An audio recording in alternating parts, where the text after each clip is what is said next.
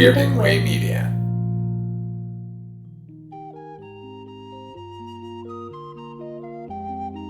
Night, Mr. Walters. You see that guy over there? Now, he's an actor. The guy on the phone, he's a prize fighter. Me, I'm a cab driver. I'm the only cab driver in this place. Hello, everyone, and welcome to Night, Mr. Walters Taxi Podcast. I'm your co-host, HP, and with me, as always, is my other co-host, Father Malone. Father Malone, how are you? Hey, everybody. I don't have anything funny to say. Well, that's okay. We are talking this week about episode 15, Louie Sees the Light. It was written by Ruth Bennett, and it was, of course, it was directed by James Burrows. A reminder that we are doing these shows in broadcast order and not in order of filming. And this is a Louie-centric episode, which I'm actually very excited about. I don't think we've had a Louie-centric episode since his high school reunion. Am I remembering that correctly? No, absolutely. I wrote in my notes, oh my God, I love a Louie episode. Yeah, no, this is always cause for celebration. So we start in the garage. I don't think we've ever seen this. I think we're led to believe that it's Louie starting his shift because we see him walking in. He's got his overcoat on, and we see him take off the coat and enter the cage, getting ready for his shift. And a new cabbie is starting. His name is Goodwin. He's starting today, and Louie instructs him in the three things that he needs to remember. First of all, it's John Dukakis. I was getting to that. I was going to get to that. Who I only know from Jaws 2, baby. Well, let's get into this. You want to talk about this clumsy setup for a payoff later in the episode with this non-character we're never going to see again? Yeah, let's dig in. Goodwin, this new cabbie, is played by John Dukakis. He is the nephew of Olympia Dukakis. He is the adoptive son of former Massachusetts governor and U.S. presidential candidate Michael Dukakis. I think you had said that he was in Jaws 2. I didn't see much else in his CV. What else was he in? I don't know. I just remember at the time that movie playing on cable like 1 billion times, and every kid in my neighborhood for some reason knew that John Dukakis is one of the kids on the boats. John Dukakis. Look, there he is. There, it's John Dukakis. Because we knew the name of his dad, so it became important for some reason. He started in a lot of episodic television after that. And I think he's producing now. He's still working, so. We can't overstate what a popular governor Michael Dukakis was in those years. He even did a guest spot on Cheers, if I'm remembering correctly. I think it was like the cold opening, basically, and in walks Michael Dukakis. He was enormously popular.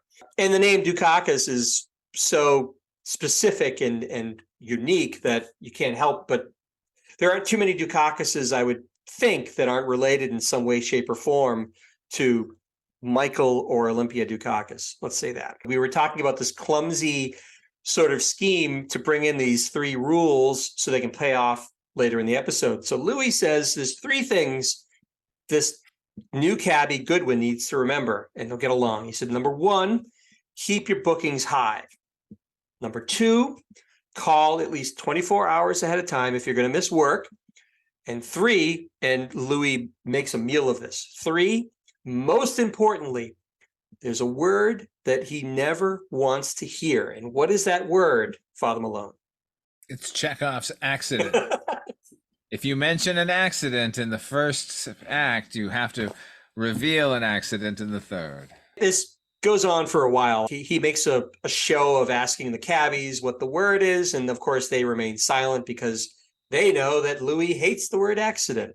Goodwin walks away, never to be seen in this episode or in this show ever again, to my knowledge. So in walks Burns, who gives Louie his bookings. As we've seen in prior episodes, Louie is livid at how little Burns has for driving all night. He proceeds to start chewing Burns out in front of the other cabbies. But in the midst of this tirade that Louie is throwing at him, Louie grimaces in pain at his midsection. He grabs at his midsection and he has to stop. The cabbies ask him, what's going on? Has this happened before? And Louie confesses, yeah, this has been happening for about a month. And Alex recommends Louie see a doctor, to which Louie replies incredulously, see a doctor for a simple gut-wrenching pain. He's really, really in misery. So Louis finally relents and says he's going to head out. He literally goes from there out to the doctor. Okay. Burns is clearly there to stir up the medical condition within Louis. He's been observing him for weeks, and he has deemed that this is the morning he's going to strike. Now, on a realistic level, on an actual taxi show level, that is the only explanation. It's the only realistic explanation, because nothing else can excuse Burns's behavior leading up to Louis' attack. While Louis is dressing him down, watch how disaffected and dopey Burns appears. While all this invective is being thrown at him, he's not even there.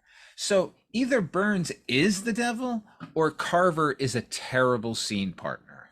Yeah, it's interesting because in other sitcoms and other movies and so forth, that you see this situation play out in where somebody inadvertently causes something to happen to someone else, a medical thing, maybe they collapse or they have an accident.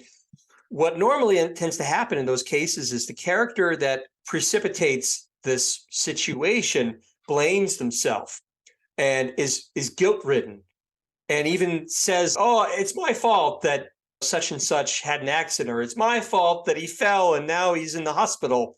This never happens with Burns. Burns makes an appearance at the hospital. We'll talk about that momentarily with the rest of the cabbies.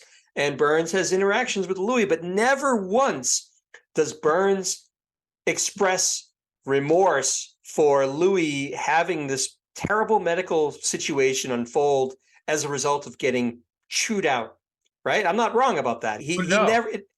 So the conclusion we have no choice but to draw is that he doesn't care, and perhaps this is due to some design, this long design that he's been playing out, and it's finally coming to fruition. Rather chilling when you think about it. At this point, we cut to a great B-roll shot. Did you note the hospital, the name of the hospital that Louis has gone to? I did not.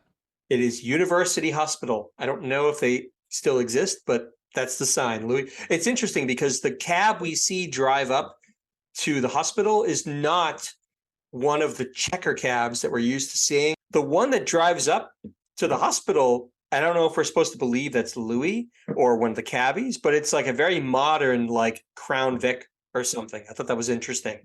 It's the only time I can recall seeing a new version of a cab.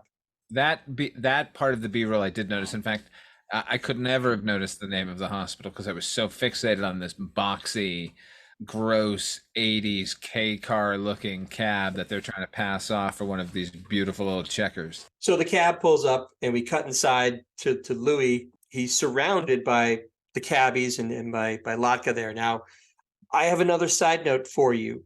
Now, throughout this whole season of Taxi, we're led to believe that they hate Louis with a passion. They're miserable. Louis takes such glee in making their lives miserable. Why on earth are all of the cabbies gathered around his bedside like some sort of adoring family? It didn't make sense to me. Job security. Listen, Rieger is there for the right reasons. Nardo is there for the right reasons. Wheeler wouldn't be there regardless. Banta, I don't think would be there either. I think Latka would be there because he has a weird bond with Louis. And Burns, of course, would be there because he's just reveling in not only the pain that Louis is exhibiting, but he has a whole hospital to feed on. Everybody despises Louis. It didn't make sense to me that Burns in particular, Louis threatened to fire Burns just before he had this attack. Why would, I just don't know why Burns would, unless he's taking some kind of sick pleasure out of seeing Louis suffer, which is possible. Of course, he offered to drive him there himself. As an additional side note, you mentioned this in the previous podcast episode that Bobby is wearing quite a fancy trench coat. Like a London fog. Yeah. It's so different from his usual leather jacket. It's almost as if a leather jacket could not conceal a harness. I thought it was odd that he's wearing this fancy, baggy, oversized trench coat for who knows what reason. But anyway, Well, let's keep an eye on that. It bears watching for the rest of the episode. Louie thanks the cabbies for coming, and Nardo says, of course they would, because he sent a note that said quite plainly, please come see me before I die. And Alex tries to comfort Louie and say, Louie, it's just an exploratory operation. You're not going to die. But Louie is having none of it. He's scared. He's frightened of the whole prospect of being in the hospital. And as he says it, he's never even been in a hospital before. Bobby counters with, hey, you were born, weren't you? You've been in a hospital before. Here's where we learn another interesting detail about Louie. Louie says, I wasn't born in a hospital. He was delivered on a kitchen table by a midwife. Well, only half of a table, because he says his father was eating dinner on the other half of the table. What a world we're learning about young Louis De Palma all the time. This is, as it turns out, his first visit to a hospital. What I think is odd about that claim is, let's assume for a minute that Louis has had no significant health issues. He's never broken his leg. He might not have ever been to a hospital, but he was in the military, so he has had examinations. Sure. I guess my point is, even before the army, we know that Louis is diminutive, right? Sure. Couldn't one assume that Louis's mother might have taken him to the hospital or to the doctors to look into why his son was not growing the way he should? As a child, maybe he was diminutive as well, and trying to figure out, is there some kind of nutritional issue? Why is he not growing? I'm surprised to hear that he's never been to a hospital before, and I'm going to call bullshit on that. Well, at a certain point on this series, does not Louis De Palma's mother show up on the show? And is she not played by Danny DeVito's actual mother? That's a yes and a yes. Right. And he towers over her. So knowing that, she would never take that kid to the hospital, because to her, he was a giant. But then again, we've already met Louis's brother in A Full House for Christmas, Nicky, and Nicky is much taller than Louis. So one would assume that, knowing that the height disparity, there might be something going on with Louis. I don't know. No, what happened is they took Nicky to be checked out because they thought he was suffering from gigantism. And they said, no, he's normal, and your other son is normal too. I keep cutting in with these side notes, but this one was a little alarming. As they're having this sort of discussion around the hospital bed, they cut to a wide shot of the whole assemblage. And did you notice Bobby's behavior during this wide shot? It was totally bizarre. He starts scratching his head, this big mane of hair that he has, and shaking it violently. It almost looks like he has head lice. He's just like, he's scratching his head like very violently. Did you notice that? Well, yeah, I did notice him. And what I chalk that up to is Jeff Conaway was given nothing to do in the scene, and you're going to look at him anyway, goddammit. That's probably true. That's why Laurence Olivier was a blonde Hamlet. Easy to spot in the frame. Louis offers the group some chocolate, along the way making time to insult Burns, because Burns says, no thanks, I only eat natural things. To which Louis replies, how'd you like a sack of dirt? Which is apropos of nothing. He just comes at Burns like a shot. Did you notice that? Oh, yeah. Oh, I agreed with him, though. I thought, yeah, good for you. Throw a sack of dirt in his face. No, I don't eat it. I don't eat natural things. Sugar is natural, you dummy. Eat a piece of fruit without sugar, moron. This is a great piece of physical comedy on Andy Kaufman's part. Is it great physical comedy, or is it just gluttony? I think it's great physical comedy. He gives the box to Latka, and Latka proceeds to eat. Oh, and this takes like 30 seconds? It's a long time. Yeah. He, one by one, and they're supposed to be chocolates, he pops them into his mouth and eats them one after one, each one maybe taking a half second to eat.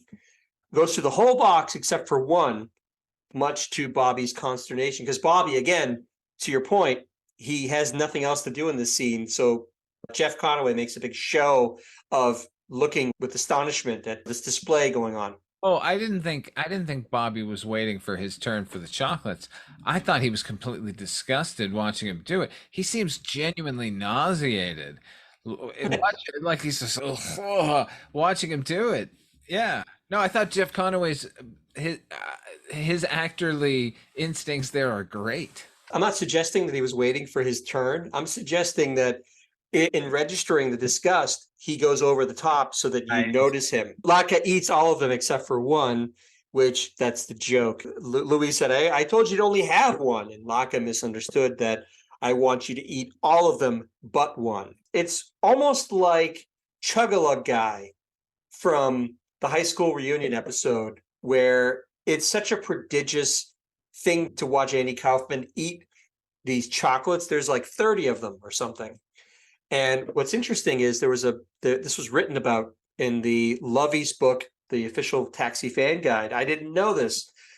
According to Danny DeVito, Kaufman insisted on having special sponge sugar candies that look like chocolates to be made up because he wanted to be able to eat the whole box and register it. So these things look like chocolate, but because they were spun sugar, they would just dissolve when you ate them. But evidently, Kaufman ate them during run-through. He ate them during rehearsals. He ate them during filming, and he also ate them during pickups. So according to DeVito, he went through 6 or 7 boxes of these things, just one after the other, after the other.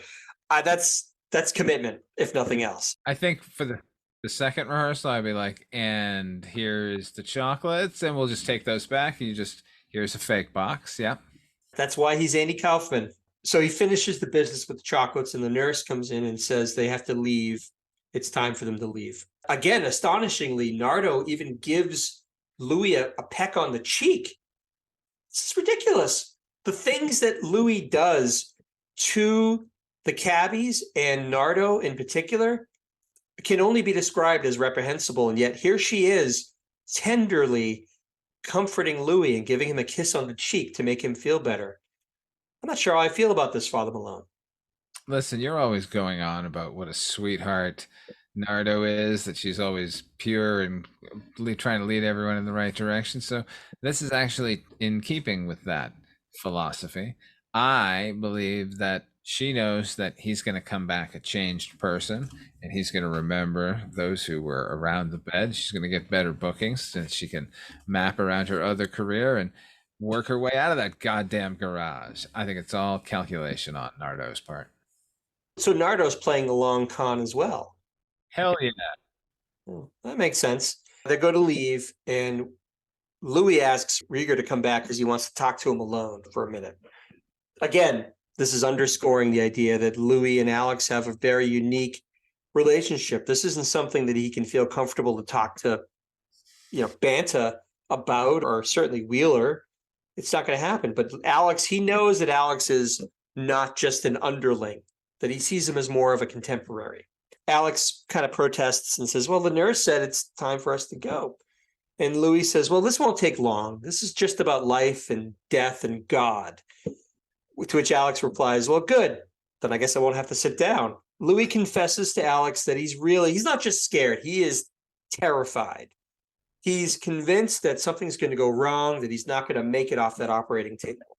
And he asks Rieger if he's a religious man, which Alex cryptically responds, in a way, I am, which I thought was kind of fascinating that he would describe himself as thusly. I mean, are we to believe? I mean, I guess, first of all, I don't know if it's ever called out, but I always thought that Rieger was Jewish, right? Yeah. He's saying he's not explicitly Jewish as his religion. I think, as we both know, Rieger worships the giant bat that lives under Rieger Manor that inspired him to become the Batman. He's the crime fighter. Right. When I think about Rieger, though, I guess if I'm imagining his religious sort of outlook, and maybe this isn't called out, I always assumed that maybe he was Jewish, but now kind of considers himself an atheist because he's a pragmatist. He's a realist. I guess maybe in the interest of comforting Louis, maybe he's playing along. He could also be a Buddhist, and he just doesn't feel like explaining himself. Rieger was in his prime in the 60s. He might have leaned toward Eastern mysticism. It could be. He was maybe raised Jewish, but then became more philosophical in his religious outlook. It's possible. Louis then proceeds in Rieger's presence to pray to God. He confesses how rotten he's been all his life. He vows to be the best person he can be if he lives through the operation. He's going to be a whole new Louis de Palma. He's going to be honest. He's going to be generous. He's going to be kind. All of these things that he aspires to be. Yes, let's remember exactly what he said, which you just enumerated. Going to be a whole new person, going to be generous, going to be kind. Not that that's important. Not that that's a setup here. Sure, but technically, and I was careful with how I said this, his exact words are something more along the lines of, I will be the best person that I can possibly be. That is not what he says. That is what Rieger says. And if you go back and listen, he says, I'm going to be a whole new Louis de Palma. I'm going to be kind. I'm going to be generous. I'm going to be these other things. At the end of the episode, Rieger says, you didn't say any of that. You just said you're going to be the best you can be. Thus, the moral of this story, of this episode, HP, is a broken vow can easily be mended through lies. The nurse arrives to take Louis into the operating room, which I think is odd because in my own experience, not that I've had many hospital visits, but in my experience, the time before you go to the operating room, they're usually giving you something to calm you down, to prepare you for the operation, but none of that happens here. That's where they're bringing him. They're bringing him from his room to the anesthetist.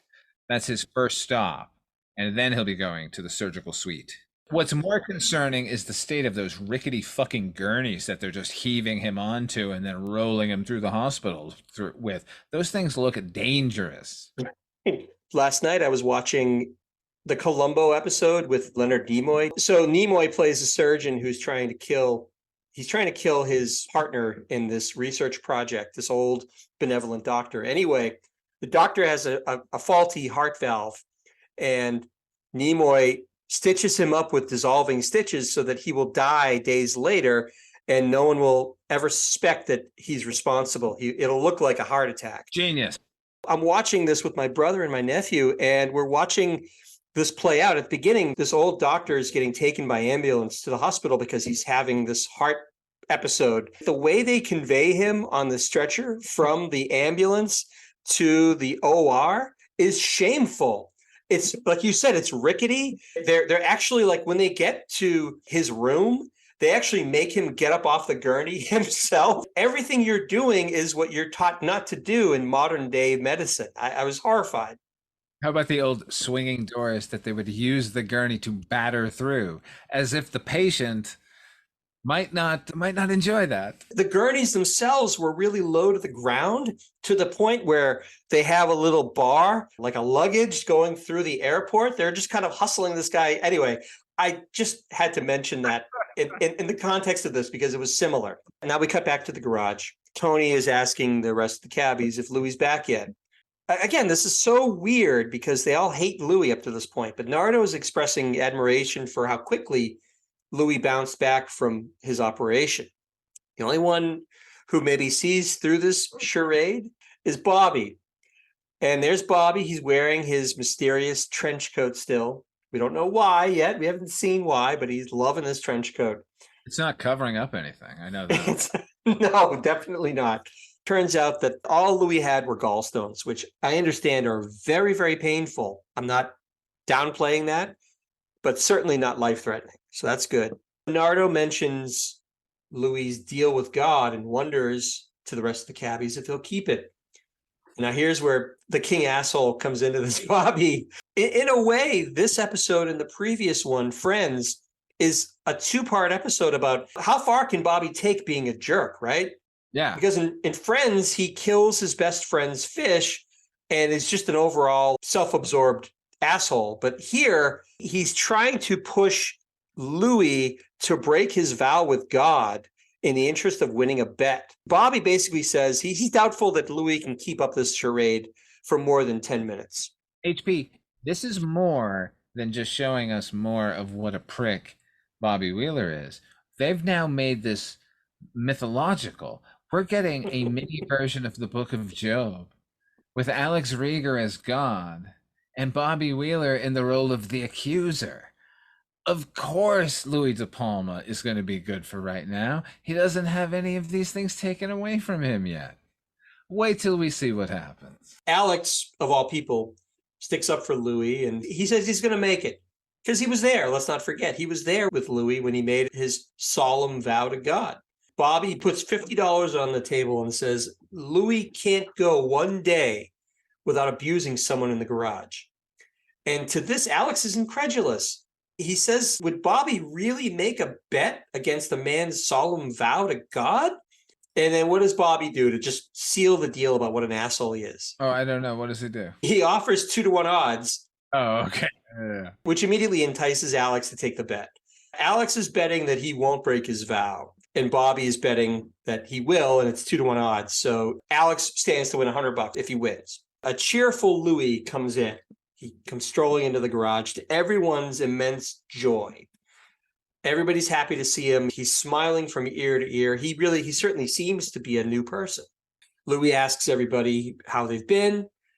He even asks Burns about his bookings. Burns, ever the trickster, says, well, not good. In fact, he's had his worst night ever last night. Louis kind of beatifically says, it's only money. This kind of starts to freak out Bobby a little bit. You can see it in his face. He wasn't expecting this. It might be a harder nut to crack than he thought. Louis walks over to Nardo and asks Nardo about her kids, and even offers to have the kids come out to visit the garage. Because, as Louis puts it, quote, a man is never taller than when he stoops to help a child. And then Bobby replies rather devilishly. He says, and no one stoops lower than you, De Palma. And Louis simply replies, thank you, my friend, which now is really bothering Bobby even more. It's not enough now that Bobby has flattened the dining hall where all of Louis's extended family are. Now he's going to have to take the stables where all of his livestock are too. Bobby's got to push ahead. It's not good enough to wait. Louis buys Latka a cup of coffee. Can I just say, this scene starts up and it's Louis and Latka, and it's going to be more foreign man gibberish, right? Yeah. We've seen this a lot. And then he starts telling a story in gibberish. And he's acting out characters and everything. And then I was mad at myself for being so terse at the beginning of the bit. It is such a good bit because Latka tells him a joke that his cousin Bashi told him.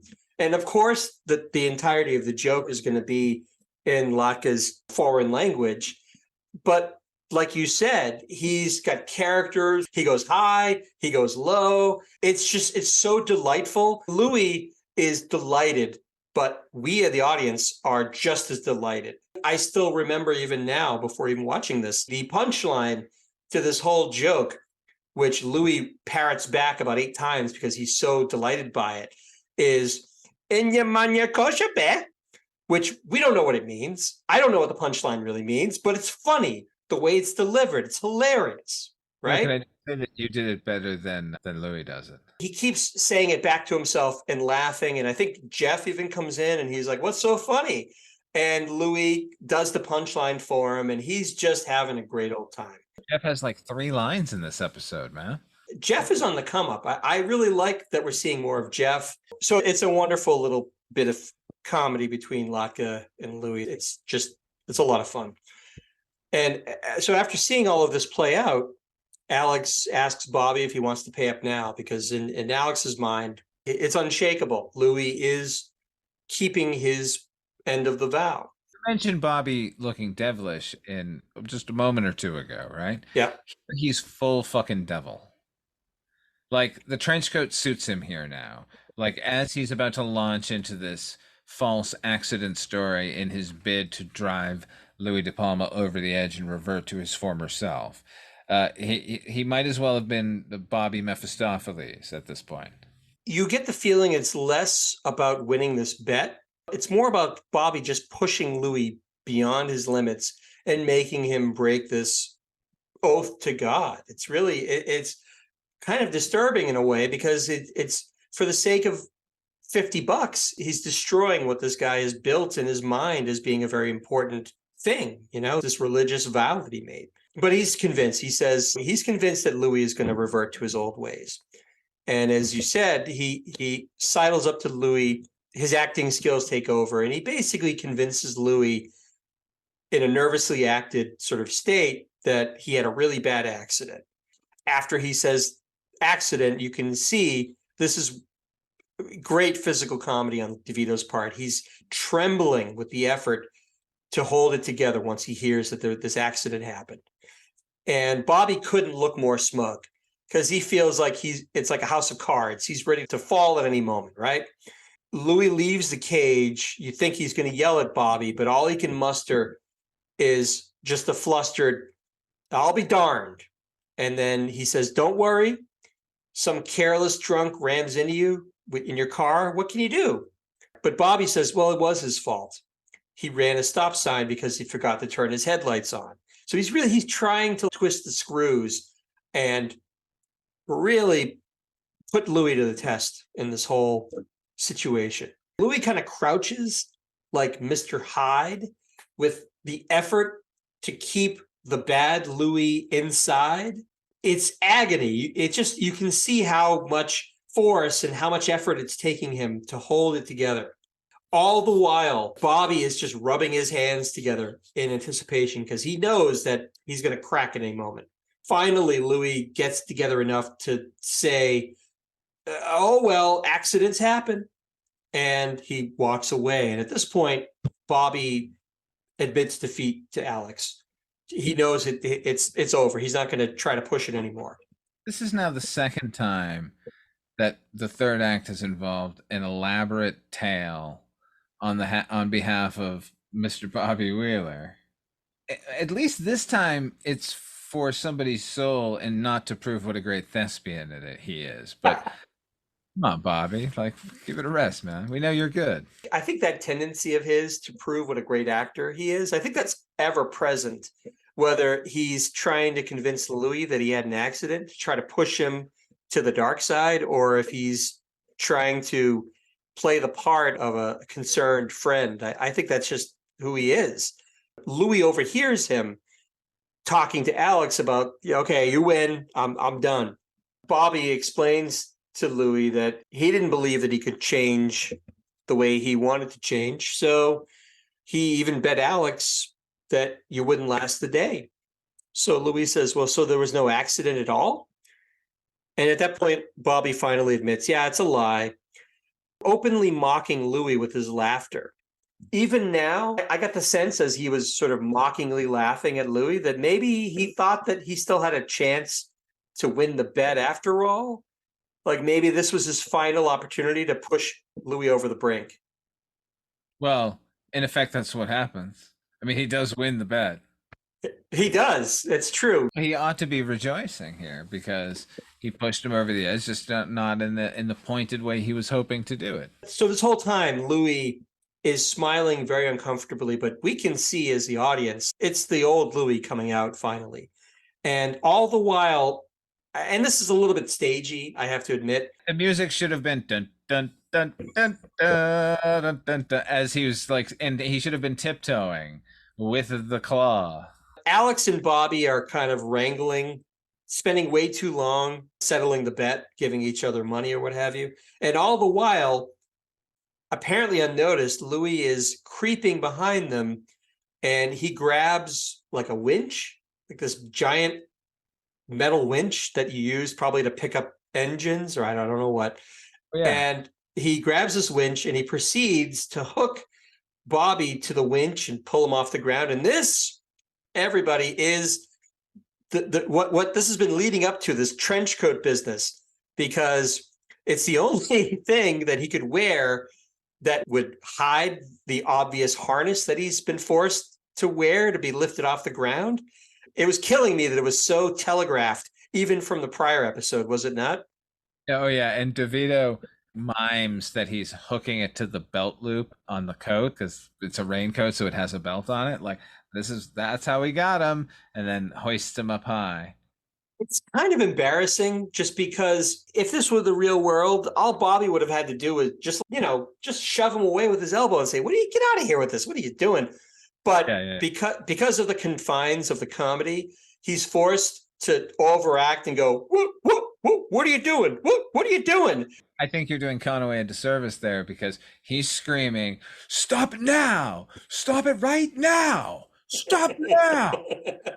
I actually found it very affecting. If in that world there were no chance for him to actually kick Louie out of the way or just grab the chain himself and lower himself back down or take the coat off, anything that any normal human being would have done in this situation, at least those taken away, his emotionality is perfect. At the same time, he could have just reached out and grabbed Louie by the shoulders or by the arm and said, "Don't do this."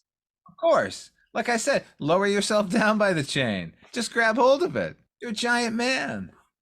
It was a little goofy. And interestingly, though, like this brings up another odd directorial choice by James Burrows. I don't know if you picked up on this, but Picked up on what, the fucking bird's eye view? It's supposed to be Wheeler's point of view, but like we're above Wheeler. So what are we, a crow in the rafters of the garage here? Whose point of view is this? so Louis finally explodes. He's been holding this in all day and he finally just lets it all out.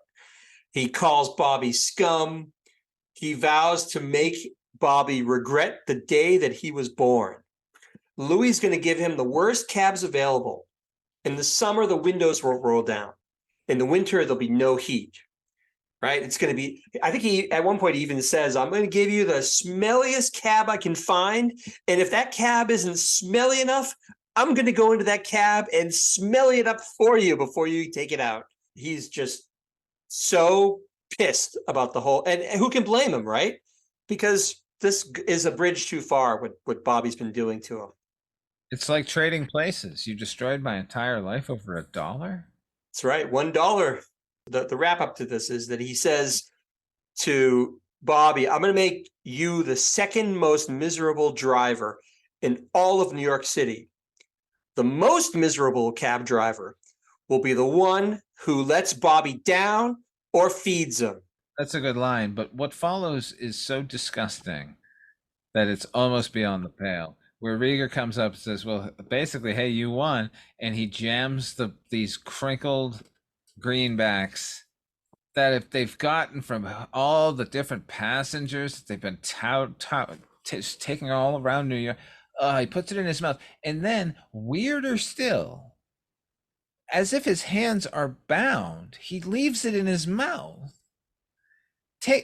Look, if you don't want to make a mess or you don't want to risk the other cabbies running over and snatching up your crumpled stack of ones, okay, I get that. But take it out with your free hand. Remove the money from your mouth, okay?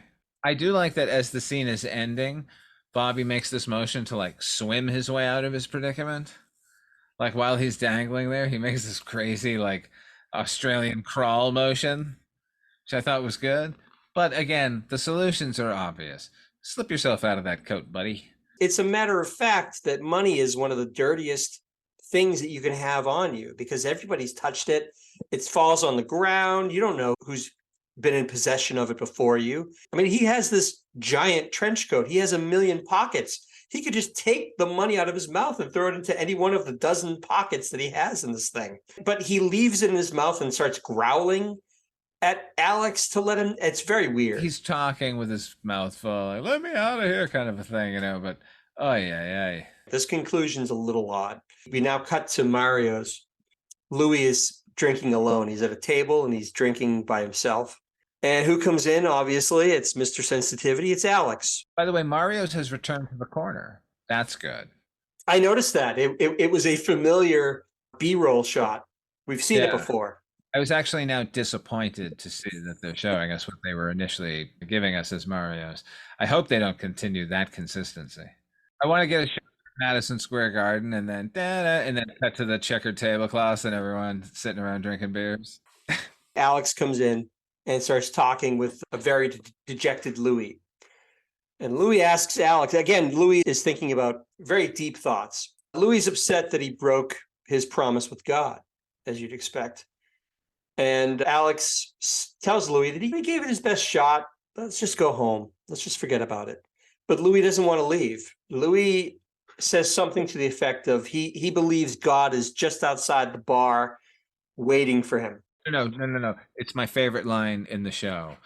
It should be the name of a novel or a movie. God's waiting for me outside. That's all you need to say. I mean, he continues on with he's got brass knuckles and he's going to lay into me and whatever, but like God's waiting for me outside is such a scary concept of a thought. It reminds me, HP, of a teacher I knew who told me a story about a kid saying to another kid, "Después de escuela." And it was like the most terrifying thing that the kid could have heard, after school. So anyway, that just occurred to me. He's genuinely frightened. And I think Louis believes that once he leaves that bar, that all bets are off. And it's kind of like Final Destination. Like God will find a way to deal with Louis no matter what. He'll find him some way, somehow. He broke a vow. How can we repair that vow? I brought it up earlier. Rieger has the solution. He says that, look, if you remember, Louis, your exact words were, "I'm going to be the best person I can possibly be." Maybe Alex kind of wonders, the best person that you can be is a rat. In Alex's reasoning, if God had a reason for creating mice, lice, and vermin, then surely he had a reason for creating you, Louis. And Louis actually thinks this is a beautiful thought. He brightens up immediately and he stands up. And the way they've staged it, there's a light that kind of comes down on his face. It's like a divine light coming across his face. He bids Alex farewell and he says he's going to go back to the garage to, quote, continue his divine purpose. On the way out of Mario's, you even see he passes an empty table and he even scoops the tip that's been left for the server and takes it for himself off the empty table. So we know that Louis is back. The rest of that sequence with Danny DeVito realizing his divine purpose is to be the biggest prick he can possibly be, that actually makes sense in a divine order sort of a way. It's a great sequence. So that's the episode. That's the end of it. And now we want to talk a little bit about yellow lights. What does a yellow light mean? Just a reminder, we score on a scale from 1 yellow light to 5 yellow lights, no half lights. 5 yellow lights is the perfect Taxi episode. 1 yellow light is the worst Taxi episode. So, Father Malone, how many yellow lights do you give Louie Sees the Light? Conflicted on this one because I want to give it 3 yellow lights because Danny DeVito's performance is so good. And we get to see a side of Louis heretofore unseen. Scared Louis De Palma. Like, he's genuinely terrified that he's not going to survive the operation during that sequence. It's very vulnerable. That's all really good. The third act, when he realizes that he doesn't have to be a nice person, in fact, it's better for him to not be a nice person, is also really solid. There's some good character bits all through it, but ultimately this is a 2-light episode because it's all very formulaic. There's no B-plot going on here at all. And once again, the most criminal, the most egregious is Nardo is completely sidelined. She maybe says 2 things and it's always just forwarding plot in a boring, non-committal way, just like asking characters what they're doing, just so we know where they are from the last scene going into this scene. It's insulting. I could not agree more.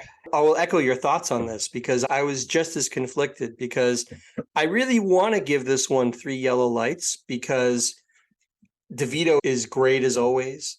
I love that they're asking this question about what would it take for Louis to change his ways, or even if he could change his ways, because all we've seen of him through this whole season so far is, not all of it, but mostly what we see is he's the bane of the cabbie's existence. And he's just, even in 804, we see even before he was a dispatcher, he was not a good guy. So it was an interesting what if to see how far could he be pushed to try to change his ways. And the bits with Alex and Louis are great. I love that we see their relationship build. And this is another great example of that. But beyond that, it also continues to underscore just what an insufferable prick Bobby is. This is, like I said, if you put this back to back with the previous episode, Friends, it's really just a double feature on what a jerk Bobby is and then the lengths that he will go to prove himself right and to make himself the main character of his own movie, if you will. I have to grade this episode on rewatchability. Is this an episode that I would be happy to watch again? And that's really the minimum for what I would get out of a 3 yellow light episode. This is an episode that if it came on TV and as a rerun, I'd have to sit down and watch the whole thing. And I have to say, despite whatever historical merits in terms of character development this episode has, I don't think this would be one that I would want to rewatch so eagerly. So like you, Father Malone, I'm going to give this one 2 yellow lights. Like I said, I was prepared to give it 3 just on the basis of character development and comedy overall. But I this would not be one that I would be so eager to sit through again. So I'm going to give it 2 yellow lights. That will do it for this episode of Night, Mr. Walters. Father Malone, when you're not puttering around the garage, where can folks hear you or see you? Well, you can the entire month of September over at the Culture Cast, I got to program. It's all sketch comedy movies. HP was on one with us. We did the Groove Tube. We were also doing Kentucky Fried Movie and Mr. Mike's Mondo Video, and then Amazon and Women on the Moon. So you can go check all of those out at the Culture Cast at weirdingwaymedia.com. Very nice. And I would also encourage people, if they're checking out Father Malone's other projects, please check out Dark Destinations, his audio drama podcast. It is fabulous. If you love great audio drama, look no further. As for myself, I can also be found elsewhere on Weird and Way Media. We do the Noise Junkies podcast, like Father Malone mentioned, with Heather Drain from Mondo Heather. And I've also done a few things here and there for the Culture Cast, some guest spots, just like Father Malone also mentioned. And I also have a Bandcamp site called hpmusicplace.bandcamp.com. If you want to go and check out some of my audio nonsense, you can feel free to check that out. Thank you so much for listening. I would encourage you, if you like this episode and want to give us some feedback, please feel free to subscribe to this podcast. You can write a review also or rate us. We'd love to hear from you. So whatever platform you're listening to this, please feel free to reach out and give us some feedback. We'd love to hear from you. Give us 5 stars. Come on, we do it for you. We would, I guess, if, we're shameless. So please feel free to give us some feedback, and we look forward to that. As for myself, HP, and for Father Malone, thank you again for listening, and we will see you next time on Night, Mr. Walters. Night, Mr. Walters.